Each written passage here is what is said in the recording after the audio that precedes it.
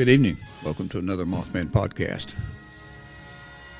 Tonight, we're going to be dwelling with the subject that we've been talking about quite a bit. And I've been doing a lot of research into past hypnotherapy and dealing with a lot of patients who've stated that they've come back to as another entity from another life. And I really believe that they're telling me the truth. So I've reached out and searched some different topics and tried to listen to some different people. And this gentleman right here, I think you're going to enjoy tonight. And this episode's called From Life to Death, Beyond and Back. Thank you. Ladies and gentlemen, I see dead people. Or maybe a punchline from the film, the movies, The Sixth Sense for you is dire reality for me. As an emergency physician, I took care of thousands of people when they approached the line between life and death. Many I could rescue from dying, many I could bring back, but I stood next to more than 2,000 humans when they finally crossed the line between life and death and died. What I would like to do with you today is I walk with you the path from perfect well-being and life till death. And then we try to look a little bit beyond death. Don't be scared. I'll be with you all the time. And I promise you, I will bring you back safely back to life. There are many illnesses and many injuries, but actually there are just 4 ways to die. Just 4 ways to leave this planet. What you see is the upright line, the line on the top of the slide, is the activity level. This is a perfectly normal activity level. This person is alive and kicking. And then an injury or illness sets in, and this person suddenly dies from one minute to the other. This may happen with a heart attack, and this may happen with a car crash. The second way of dying is someone is perfectly healthy again, and then a real bad illness sets in, and the health condition of this person rapidly and constantly deteriorates. This is the case with fast progressing tumors, for example with leukemia, with lung cancer, or with pancreatic cancer. The third way of dying is a person is once again perfectly healthy, and then another illness sets in, and the health deteriorates. Then our therapy starts, and we get this person a little bit better, but not to the baseline this person had before. And then the illness gets stronger again, and the health deteriorates. And once again, we try to help this person, to treat him, and he gets a little bit better. But once again, he will not reach his baseline, not even the baseline he had before the last deterioration. And so the circle repeats, and this person approaches death. This is the case, for example, with heart failure. This is the case with liver disease or with kidney diseases, and quite many tumors. The fourth way of dying is different. Now the activity level is very low.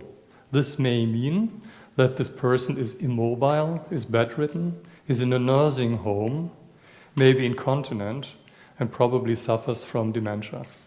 And this person slowly progresses towards death. Now, let's have a look. When we proceed a little bit closer to death, what are the signs and symptoms of those people who will die within 2 days? There's scientific evidence for that. And you see those signs which appear 2 days before death are very unspecific. At the present, we cannot predict correctly which person will die within the next 2 days or not, or will recover. We probably can in the future. We can do this not by one single symptom, but we can predict it by a set of symptoms or even by a lab test. And I leave it up to you whether this is desirable or not. Now, what are the signs and symptoms of those people who allegedly die suddenly 2 hours before their death? And 75% of all those who allegedly die suddenly show signs and symptoms before their death. Only 25% of those who die suddenly do not show signs and symptoms before that. So that means that at the present, once again, we cannot predict who will die within the next 2 hours or not. Those are the ways to die. Now let's make a short survey. Let's make an opinion poll here, and I would like to see your hands. Now, who of you would like to die number one? Way number one. I'm not surprised. I quite often see that. Who of you would like to die way number 4? Not so many. Now, problem is, by far, most people die this way. By far. And the most rapidly progressing way to die, is number 4. Not even 10% of us will die number 1. Not even 10% of us will die number 1. So, how we would like to die and how we will die is very different. Now, we all have different genders, we have different ages, we have different personalities, and we have different lives. There's only one thing we all have in common. We will die. For every one of us, the moment will come when our heart stops beating, when our lungs stop breathing, and when our brain activity ceases. We are now dead. Now, can we look what's happening to us beyond death? Can we have a glance what happens to us, what we will experience shortly after we have died? Actually, we can. We can look beyond death. Because of all those people we bring back successfully, we resuscitate successfully, 20% in the Western countries, and more than 30% in the Eastern countries report something to us which we call near-death experiences.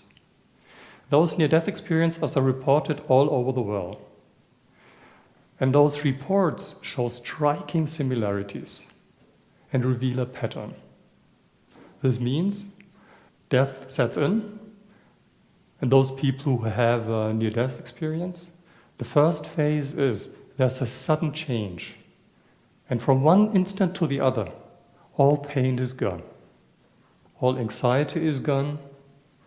All fear is gone. All noises are gone. And there's just peace, calmness, and tranquility. Some report joy. And quite a number report something startling. There's an insight. The insight, I am dead now. This is what we call death. And this insight is there without any anxiety.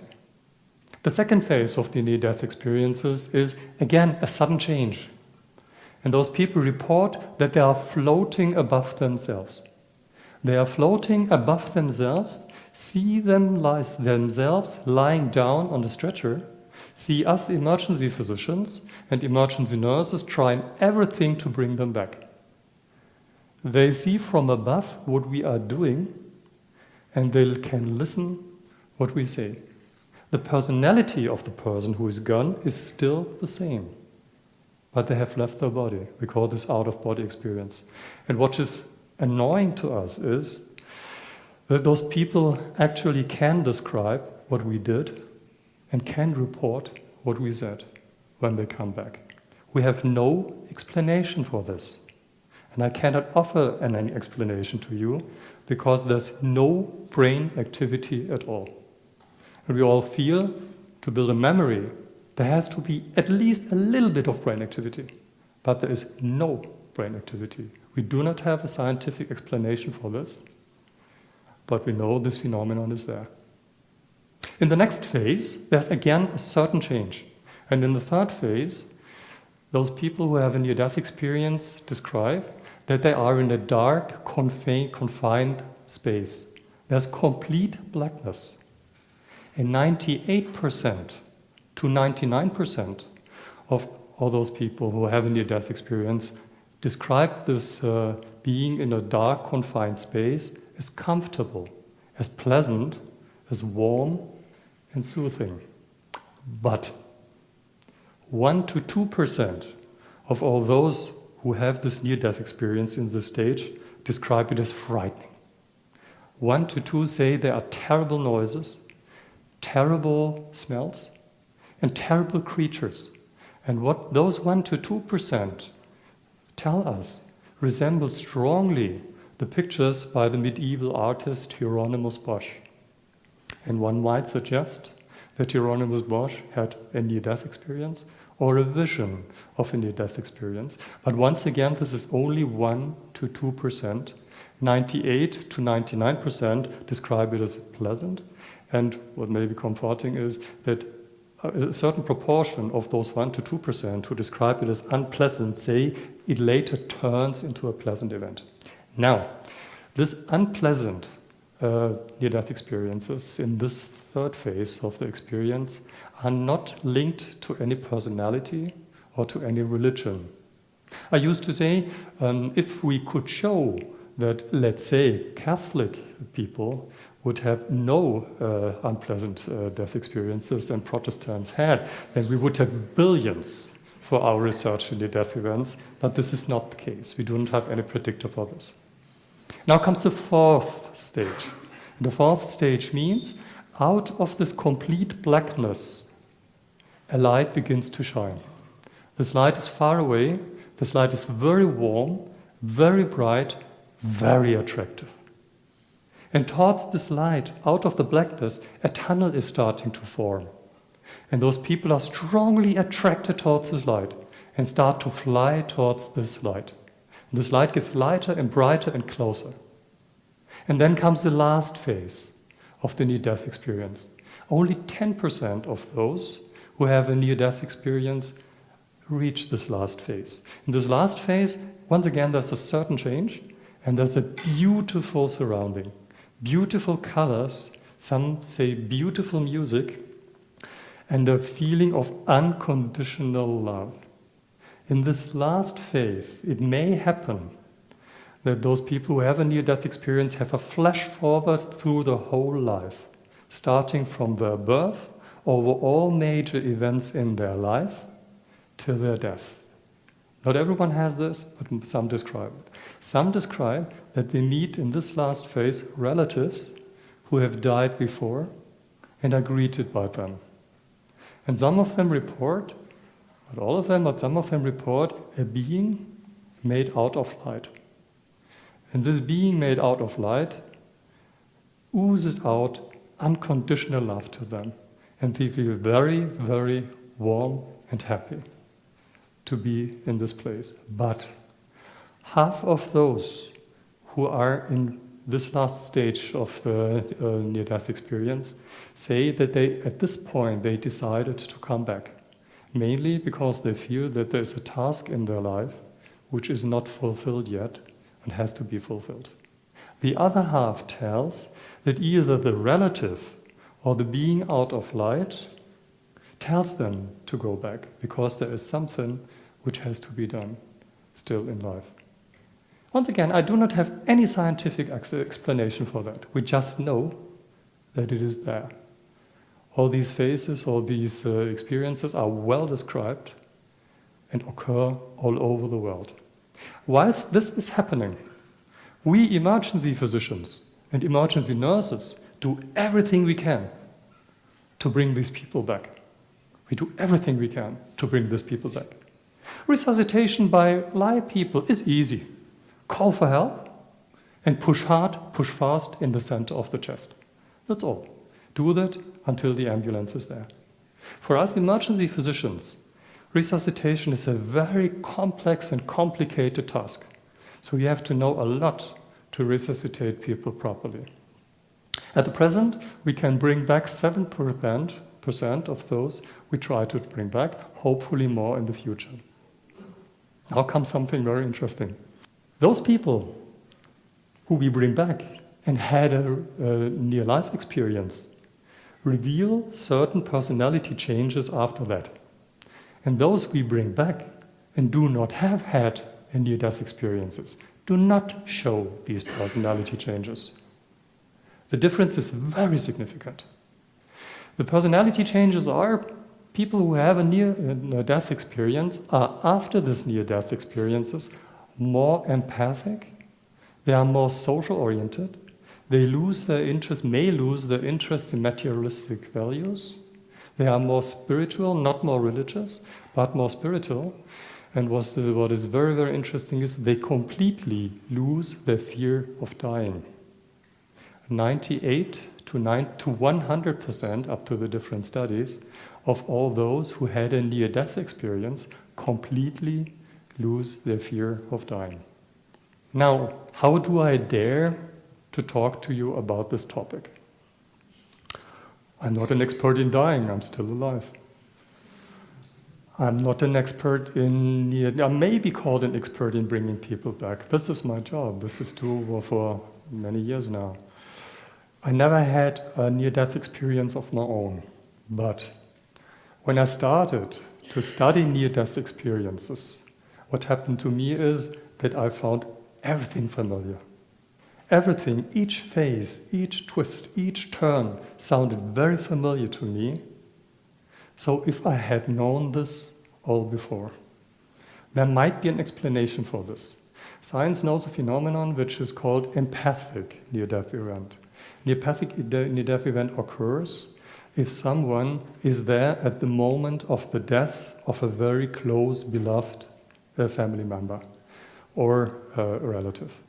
If someone is there at the moment of death of someone who is very close to him and dies, one might suggest that this person shares his near-death event experience with the person who sits next to him. Now, I told you at the beginning, I was with more than 2,000 humans when they crossed the line from life to death and died. And maybe over the years, at any point in time, those started to share their near-death experiences with me. And over the years, I developed exactly the same personality changes as those who had a near-death event, although I never had one of myself. This includes that I completely lost every fear of dying. I know it's nothing to be afraid of, not at all. And this, my dear friends, is a message I would like to share with you today. And maybe sometime, when we meet on the other side, then tell me whether I told you wrong today or right. Thank you for listening to Mothman Podcast. I hope you enjoyed this episode. We're going to have more in the future because I can really relate to some of these, and I know you can too. So please give me a shout out at mothmanpodcast.com, at mothmanpodcast@gmail.com, all one word, mothmanpodcast@gmail.com. And also calling me at 336-268-0018. And please leave a message because we get so many calls from robocalls and all these kind of other calls. I kind of go through them and sort them out from listening to the voicemails.